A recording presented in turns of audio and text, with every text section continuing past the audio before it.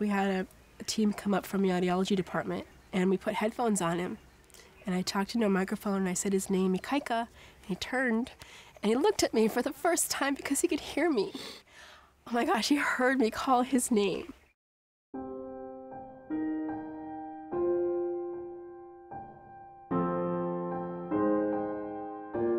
When we were pregnant and we were thinking about names for our son, and we came across the name Ikaika. And we looked it up in the Hawaiian name book, and it said, oh, Ikaika means strong.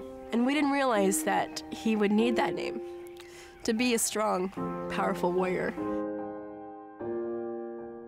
Well, we had a pretty normal labor and delivery. You know, they suction and they're doing all their tests and things, and they just kind of kept trying to suction him and suction him.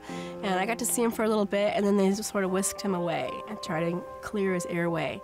And he didn't really come back. And so I kept asking, you know, where is he? What's going on? And they said, oh, he's having a little bit of trouble breathing. We can't seem to clear his nasal passages. Within 6 hours of his birth, they had called the team over at Kapiolani, and they sent a transport team to bring him over to Kapiolani Hospital where he could get the best care. When I got there, I saw him in an isolate with tubes coming out of him. That was one of the hardest nights we had, by ourselves without our child. Lots and lots of tests, lots of specialists coming in, lots of poking and prodding, and they discovered he had a hole between his esophagus and his trachea, and they needed to do surgery. That first surgery at 10 days old was first of 12. I remember the first time he actually did let me hold him. He was all bundled up and wrapped up, and he had black, straight, short hair sticking up out of the blankets. That was the first picture that anybody, our friends and family, got to see of Ikaika. After his first surgery that he had, we tried to feed him, and he coded, he turned blue.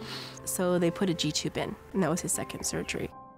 Typically for tube feeding, there are different types of tube. There's one that goes down the nose, and then there's one more permanent that is requires surgical, replacement of the tube directly on the stomach wall.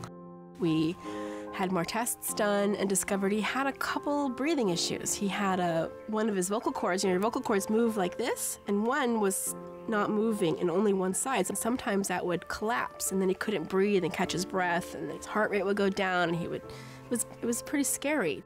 He had very significant airway issues to a point where he could not breathe on his own, and he was dependent on a ventilator to help him to breathe as well. I offered the parents to do a tracheotomy tube, which is a surgical airway placed through the neck incision and create an opening into his windpipe and allow him to breathe through that tube. Every day was a new day for us. There'd be times where Matt and I would silently cry, but it was hard at times. When he was 2 months old, and we had just put the trach in, we were thinking about getting ready to go, and they said, oh, there's another test that we need to do now that he's more medically stable. We need to do another hearing test.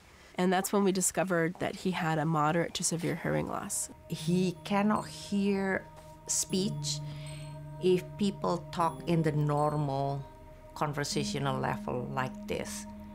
We started to put hearing aid on him because his parents would like him to start to hear, because the child learning process starts when all the senses are being activated, including hearing. I can remember the first time Ikaika heard an airplane. He actually signed airplane because we were signing with him, and he signed airplane. And I looked up in the sky and I said, you're right, babe, you heard the airplane. And it was such a joy. We take for granted often our kids can hear things or say things. And just to know that with his hearing aids, he could hear that sound, and with sign language, he could sign to me and tell me that he heard it.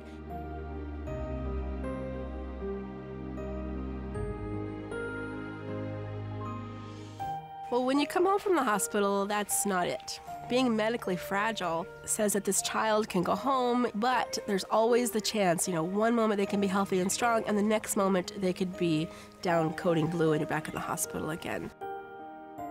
We had a great primary nurse, and she taught us how to be Ikaika's parents. how to change the G-tube, how to change the trach, how to do all the things we needed to do, make the formula, feed him. So great to have somebody there to walk us through and teach us so that we were able to take care of it the next time. Right. There was a lot of follow-up appointments at Kapiolani. He had several doctors, and they all wanted to see him weekly in the beginning, and then it was monthly, and then it was every 3 months, and then we dropped off a doctor here and there because he was doing so well. We're now up to every 6 months with a few of our specialists at Kapiolani. He has been working on make friends with food because he is so aversive towards anything coming to his face. At one point, he was able to take yogurt and pudding, but transition to eating more solid texture is a different story because he never learned how to chew. So it's just a learning process. Every time he swallows, he has to think about swallowing. Every time he chews, he's got to think about not biting his tongue and where those things are. So it's just a process, but we're getting there. Ikaika's hearing has to be monitored at least once every 6 months. When we do the hearing test, we put him in the soundproof room, and then we do the testing with the hearing aid on. And that when we tweak how much we need to reduce, how much we need to give him more, what frequencies. In one place, you've got the right people. If you need an x-ray, it's right there. You need the audiology department, they're right there. You need the heart doctor, they're right there. He's so much better. You know, the trach is out now, and he goes to school, and he's very independent. Kapiolani is still there for us, and we envision them still in our lives. You know, we still go up to the NICU and see the nurses up there, because some of them are still there that name Ikaika, and they'll look at Ikaika and go, oh my gosh, you're 9 years old, look at you, your trach is out, you're going to school, you're growing, you're huge. And it just reinforces again that family feeling that we have there. The future is very hopeful for Ikaika. His speech is getting better. Earlier today, I heard that he's eating pancakes, and that's a humongous improvement. And I think Ikaika's nature is beautiful. He loves life. I think he had so many challenges early, and he had a lot of close calls early, that he values life and cherishes it and sees every moment as just a way to say, thank God I'm alive, and thank God things are well.